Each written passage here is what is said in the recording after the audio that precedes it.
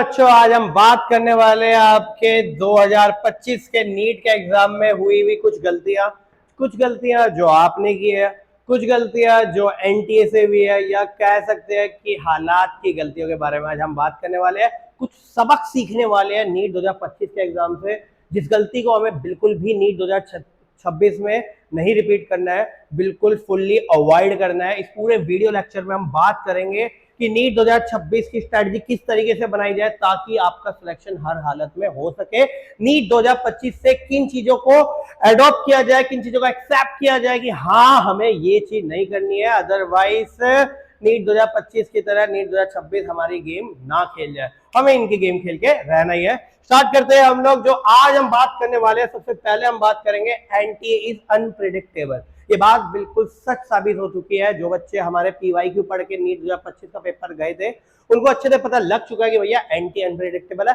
इसका कोई भरोसा नहीं है। ये उस सरकार की तरह है जो स्टार्टिंग में तो लगता है कि ये सेम चलने वाली है, बट लास्ट में अपना रूप दिखाई देती है। एनटीए इज अनप्रेडिक्टेबल 2025 में एनटीए ने कुछ एक ऐसी गेम खेली है ताकि आप सभी का माइंड जो है वो एकदम बढ़िया से मजेदार हो जाए, या फिर भैया ऐसा है कि पढ़ाई को और ज्यादा सीरियस लिया जाए। एनटीए ने क्लियर बात बोली है कि जिन बच्चों के कंसेप्ट क्लियरिटी मजबूत थी, खाली उन्हीं को सिलेक्शन दो। डॉक्टर बनने का अधिकार खाली उसको है जिसका कंसेप्ट क्या है, एकदम मजबूत है। जिस बच्चे का कंसेप्ट मजबूत नहीं है, एनटीए ने उसको करके आउट कर दिया और बाहर फेंक दिया। तो इसको थोड़ा सा ध्यान रखिएगा। एंटी अनप्रेडिक्टेबल का सिंपल मतलब आपको ये बताने वाले हैं कि भाई ऐसा है, पीवाईक्यू के दम पे मत जाइए, कुछ बुक्स के दम पे मत जाइए, कुछ टीचर्स के दम पे मत जाइए कि आप सोच के बैठे कि वो बुक पढ़ ली तो आपका सिलेक्शन कंफर्म है। अगर 4 बुक पढ़ने से अगर सिलेक्शन होता या खाली पीवाईक्यू पढ़ने से सिलेक्शन होता, तो ऐसा है कि गली गली में आपको डॉक्टर बनता हुआ नजर आता। तो थोड़ा सा ध्यान रखिएगा, अडेप्टिबिलिटी के ऊपर भी ध्यान रखिएगा और अपने कंसेप्ट क्लैरिटी के ऊपर थोड़ा सा ध्यान रखिएगा, क्योंकि कंसेप्ट क्लैरिटी मेजर फोकस होने वाला है हमारा नीट 2026 के लिए। चलिए आगे बात करते हैं हम लोग। जो हमारा फोकस रहने वाला है, lesson from the past NEET exam. ऐसा है, कुछ गलतियां जो बच्चा हर बार करता है, इन गलतियों को अपने दिमाग में, अपने मन मस्तिष्क में बसा लीजिएगा। पहले यह बात है भाई, कंसेप्चुअल गैप की बात कर दी। बच्चा कोशिश करता है मैंने एक क्वेश्चन पढ़ लिया, उसको रट लूं किसी भी तरीके से। जनरली वो फिजिक्स में अटेम्प्ट करता है, हाँ जैसे कॉम्बिनेशन और रेजिस्टेंस वाला क्वेश्चन है, ठीक है, एक पैटर्न का क्वेश्चन रट लिया, दिमाग में आ गया, चलो ठीक है बहुत है। नहीं बेटा, कंसेप्ट अगर आपको आता होगा जब जाके आप क्वेश्चन को सोल्व कर पाओगे, अदरवाइज क्वेश्चन को सोल्व नहीं कर पाओगे। कुछ बच्चों ने गलती करी होगी, उनको अच्छे से याद होगा, उनके 2025 के लिए जो बच्चे नीट की तैयारी कर रहे होंगे, लास्ट मौके में आते आते तैयारी कर तो रहे थे, लेकिन अक्टूबर नवंबर के महीने में ऐसा लगा अरे हमसे कुछ होगा कि नहीं होगा, चलो पीवाईक्यू उठा लेते हैं। और पूरे 4 महीने उन्होंने पीवाईक्यू को रगड़ दिया। बेटा पीवाईक्यू को रगड़ने से क्या होगा? एनटीए ने आपको रगड़ दिया कि नहीं रगड़ दिया? इसलिए इस बात को थोड़ा सा फोकस करके रखिएगा। चाहे वो बचे हुए 4 महीने पीवाईक्यू की जगह अगर आप कंसेप्ट पे फोकस कर रहे होते, तो हो सकता है कि आज आपके नाम के आगे भी क्या लगा होता, डॉक्टर लगा होता। और जो बच्चे फर्स्ट टाइम नीट का प्रिपरेशन कर रहे हैं और नीट का एग्जाम देने वाले हैं 2026 में, वो अपने दीदी भैया लोगों से इस बात को सीख लीजिएगा कि खाली पीवाईक्यू आपको जिताने वाला बिल्कुल भी नहीं है। इसलिए अपने कंसेप्ट को क्लियर रखेगा।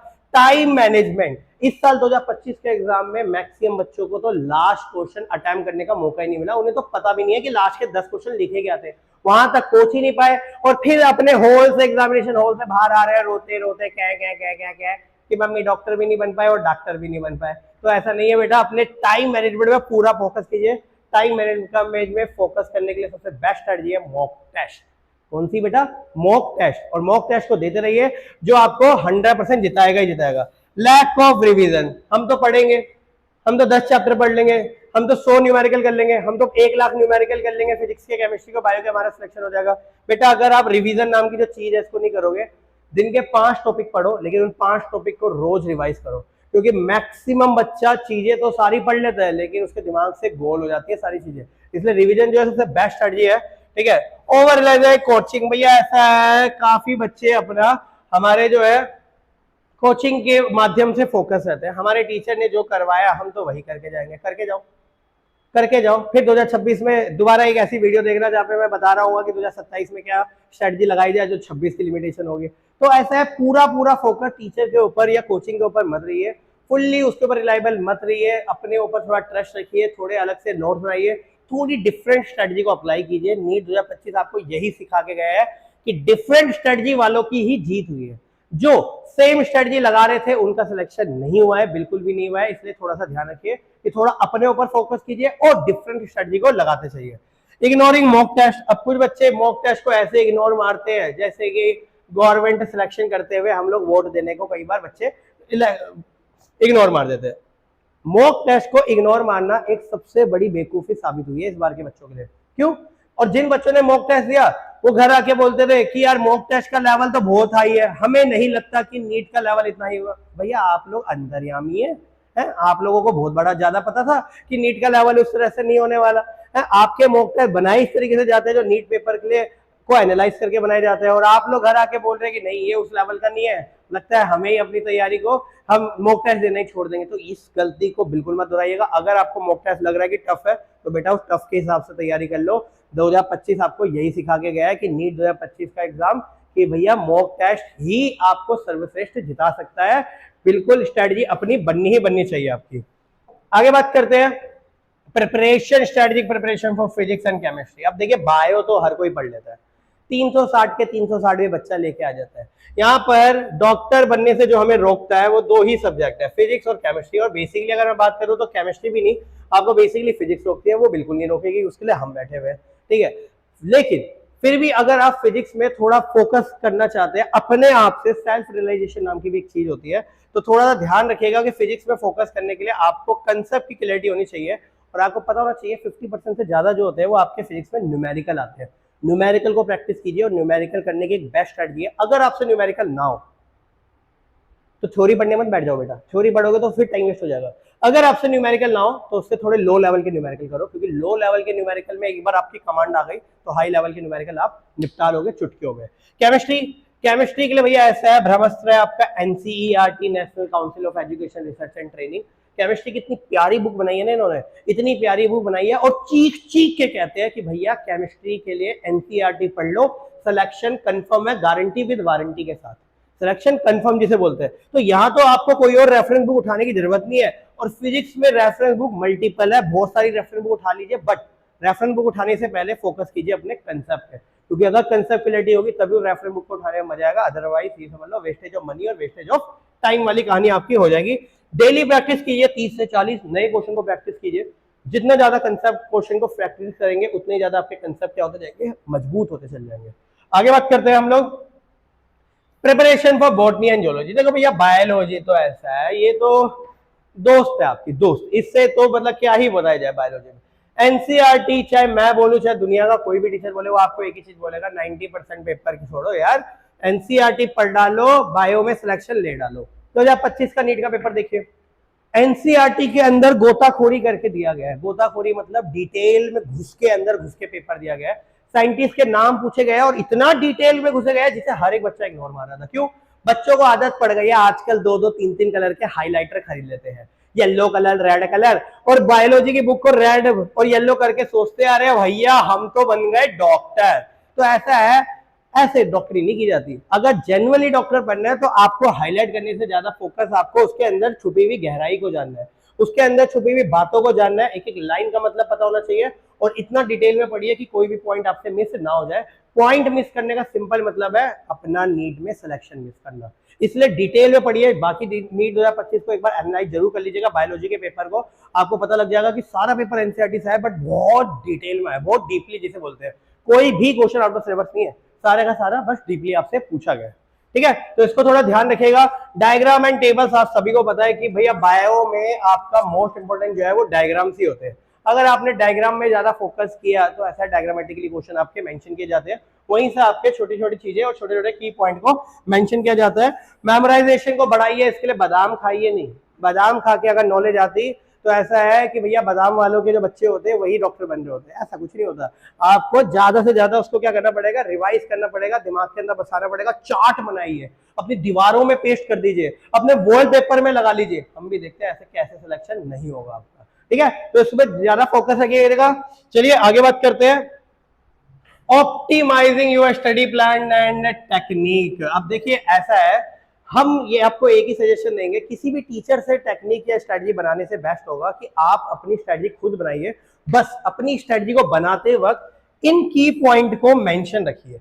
कंसिस्टेंटली शेड्यूल आपका होना चाहिए, आपको पता होना चाहिए कि आपको कितने घंटे बायो, कितने घंटे फिजिक्स, कितने घंटे मैथ्स पढ़नी है, ठीक है। आपको डेडिकेशन के साथ, फुल्ली डेडिकेशन के साथ 6 से 8 घंटे पढ़ना ही पढ़ना है, हर हालत में पढ़ना है। वीकली मॉक टेस्ट दीजिए, आपको फुल लेंथ मॉक टेस्ट देने की कोशिश कीजिए, सब्जेक्टिव वाइज या फिर चैप्टर वाइज मॉक टेस्ट देने से बेस्ट है कि फुल लेंथ यानी कि कंप्लीट सिलेबस का मॉक टेस्ट दीजिए। अपने एरर, अपनी गलतियों को एनालाइज कीजिए, उसको एक कॉपी में लिखिए, स्ट्रेटजी बनाइए कि उस गलतियों के ऊपर कैसे काम किया जाए, और नेक्स्ट टाइम वो गलती रिपीट नहीं होनी चाहिए बेटा, नेक्स्ट टाइम वो गलती बिल्कुल भी रिपीट नहीं होनी चाहिए। टारगेटिंग रिवीजन कीजिए, क्योंकि रिवीजन एक ऐसा हथियार है, जैसा कि मैं आपको बार बार बोल रहा हूं, जो आपको जीत के करीब लेके जाएगा ही जाएगा। रिवीजन, रिवीजन और रिवीजन, ठीक है। तो इन 4 पॉइंट को अपनी स्ट्रेटजी में बसा लीजिए, हो सके तो अपने हाथ में इसको प्रिंट करवा लीजिए, 1 साल के लिए परमानेंट प्रिंट करवा लीजिए, ताकि दिमाग के अंदर ये बसा रहे, किसी भी हालत में ये आपके दिमाग से बाहर नहीं निकलना चाहिए। अब है भाई cultivating the right mindset and wellbeing. देखिए एक चीज को हमेशा ध्यान रखिए, कुछ बच्चे नीट 2025 के पेपर को देख के इतना डर चुके हैं, उनको कुछ बच्चों ने सोचा है कि नहीं यार हम तो रोज के 50-15 घंटे पढ़ेंगे, 24 घंटे में से 23 घंटे पढ़ेंगे, 20 घंटे पढ़ेंगे, 4 घंटे स्लिप लेंगे। बेटा एक चीज को ना दिमाग के अंदर हमेशा बसा के रखिए, ये कोई भी फॉर्मूला नहीं है कि अगर आप ज्यादा टाइम के लिए पढ़ते हो या 1 घंटे में ज्यादा से ज्यादा अगर आप पढ़ोगे तो आपके डॉक्टर बनने के सिलेक्शन हो जाएंगे, ऐसा कुछ नहीं है। आप कम टाइम के लिए पढ़िए, लेकिन डेडिकेशन के साथ पढ़िए, हेल्थी रहोगे, दिमाग से वेलनेस रहोगे, तभी जाके आप अपने फोकस, अपने गोल को अचीव कर पाओगे। अरे जब हेल्थ ही आपके पास नहीं रहेगी तो फिर फायदा क्या है। हेल्थी रहने के लिए भैया ऐसा है, अपनी स्लिप को तो बिल्कुल मत खोइएगा, 7 से 8 घंटे सोना ही सोना है। ये नहीं कि भैया बाथरूम में जाते जाते भी हम लोग पढ़ते हुए जाएंगे, किताब अंदर लिखे गए पढ़े, इससे कोई बेनिफिट नहीं मिलता, किसी को कोई भी नहीं मिलता। ये बस अपने आप को टॉर्चर करने की कहानी है, और अगर खुद टॉर्चर हो गए तो भैया अपने ऊपर से विश्वास उठ जाएगा। और लाइफ में एक चीज हमेशा ध्यान रखिएगा, एक बार अपने ऊपर से विश्वास उठ गया ना, एक्सटर्नल मोटिवेशन आपके कभी काम नहीं आने वाली। एक्सटर्नल मोटिवेशन सिर्फ और सिर्फ आपको बर्बाद करती है। 4 दिन आप मोटिवेट रहोगे, उसके बाद दोबारा घूम फिर के वहीं आ जाओगे। इसलिए इंटरनल मोटिवेशन के लिए आपको अंदर से जागना पड़ेगा, अंदर से जागने के लिए आपको दिमाग और दिल के अंदर बसाना पड़ेगा, यस हम डॉक्टर बन सकते हैं, हर हालत में बन सकते हैं, हम डॉक्टर बन के रहेंगे। उसके लिए इंटरनल मोटिवेट रहना पड़ेगा बेटा, और इंटरनल मोटिवेशन प्रेशर लेके नहीं आती है, आराम से माइंड को रिलैक्सेशन के साथ आती है। तो अपने स्लीप, अपनी नींद के ऊपर पहले तो ध्यान दीजिए। मैं ये नहीं कह रहा कि आप सोते रहिए कुंभकर्ण की तरह, लेकिन हाँ एक दिन में अपनी प्रॉपर डाइट, अपनी प्रॉपर न्यूट्रिशन के ऊपर फोकस कीजिए, ठीक है। बैलेंस न्यूट्रिशन खाइए, खाने को अच्छी तरीके से खाइए, ठीक है। स्ट्रेस मैनेजमेंट की तरफ थोड़ा ध्यान दीजिए, थोड़ा बहुत योगा कीजिए, फिजिकल एक्टिविटी कीजिए। अब physically fit, mentally fit, obvious ही बात है, मेंटली फिट बंदे के दिमाग में 10 चीजें ज्यादा घुसती है एज कंपेयर टू अनदर, ठीक है। तो इसको थोड़ा ध्यान दीजिए। एग्जाम डे स्ट्रेटजी को बनाइए। एग्जाम डे स्ट्रेटजी का मतलब क्या होता है, आप बायो में कोशिश कीजिए कि आप उसको 60 मिनट दीजिए। काफी बच्चे हमसे पूछते हैं कि किस तरह से पेपर करना चाहिए, पहले बायो करे, फिजिक्स करे, केमिस्ट्री करे, वो आपके ऊपर डिपेंड करता है आपका बेस्ट कौन सा है। बट कोशिश कीजिए कि बायो को 60 मिनट दिया जाए, फिजिक्स को 65 मिनट दिया जाए, केमिस्ट्री को 45 मिनट दिया जाए, बचे हुए टाइम में रिवीजन की जाए, देखा जाए कि क्या गलती हो गई, कोई शॉर्ट चीजें गलती तो नहीं हो गई है। सारे के सारे क्वेश्चन सोल्व करने की जरूरत नहीं है, सारे के सारे क्वेश्चन सोल्व करके कोई फायदा नहीं है। जितने भी क्वेश्चन किए बस वो सारे के सारे सही होने चाहिए। अवॉइड कीजिए नेगेटिव मार्किंग को, वो बिल्कुल भी नहीं होनी चाहिए, ठीक है। तो यहाँ पर मैं आपको यही बोलूंगा, अपने स्ट्रेस मैनेजमेंट, अपने इंटरनल हेल्थ के ऊपर ध्यान दीजिए, क्योंकि इंटरनल हेल्थ आपको इंटरनल मोटिवेशन देने वाली है, ठीक है। चलिए आगे बात करते हैं कि यहाँ से हम कंक्लूजन क्या निकालने वाले हैं। हम कंक्लूजन खाली एक ही बात का निकालने वाले हैं, कंक्लूजन हमारा कंसिस्टेंसी का ही रहने वाला है कि अगर आप कंसिस्टेंसी, डेली एफर्ट डालोगे, रोज एक बूंद एक बूंद एक बूंद पानी भरोगे एक घड़े में, तो एक दिन वो घड़ा जरूर भर जाएगा। तो इसको थोड़ा सा ध्यान रखिएगा, कंसिस्टेंसी आपकी मोस्ट इंपोर्टेंट है। स्मार्ट वर्क की तरफ ध्यान दीजिए। स्मार्ट वर्क का मतलब वही है कि जैसा आपको बताया जा रहा है, टेंशन लेके रिवाइज, टेंशन लेने का बिल्कुल भी नहीं। टेंशन लेने से बढ़िया है गवर्नमेंट जॉब लेके पेंशन ले लो, समझ रहे हो बात को। तो टेंशन बिल्कुल भी मत लीजिए, स्मार्ट वर्क कीजिए। 4 टॉपिक पढ़िए, 5 टॉपिक पढ़िए, लेकिन वो 5 टॉपिक रोज रिवाइज कीजिए। लास्ट तक आते आते आपके टॉपिक इतने मजबूत हो जाए, सारे के सारे टॉपिक, कि आपके कंसेप्ट सारे मजबूत हो और आपका सिलेक्शन कंफर्म हो जाए। बिलीव कीजिए भैया, ऐसा है कि ट्रस्ट कीजिए, अपने ऊपर ट्रस्ट कीजिए भैया, इसके अलावा और किसी के ऊपर ट्रस्ट मत कीजिए, क्योंकि जो आप कर सकते हो वो कोई नहीं कर सकता, ठीक है। तो इसको थोड़ा सा फोकस बना के रखिएगा। इसी के साथ आप यहां तक बढ़ चुके हैं तो आपको अल्टीमेटली मैं एक ही चीज बोलूंगा, अपने एक ही गोल को फोकस कीजिए। जो आपका गोल है कि भैया हमें अपने नाम के आगे डॉक्टर लगाना ही लगाना है, डॉक्टर बन के रहना है। 2025 के नीट के एग्जाम से हम लोग यही सीखे हैं कि हमें अवॉइड करना है ये रिपीटेड पैटर्न को, हमें नई स्ट्रेटजी को बनाना है, हमें PYQ के बेस पे दम पे बैठे हुए नहीं रहना है, हमें एक नई स्ट्रेटजी, नए कंसेप्ट को सीखना है और उस कंसेप्ट को अप्लाई करना है, अपने ऊपर बिलीव करना है। मोटिवेट रहिए, मोटिवेट रहेंगे, अपने ऊपर बिलीव रखेंगे तो सिलेक्शन को कोई भी नहीं रोक पाएगा।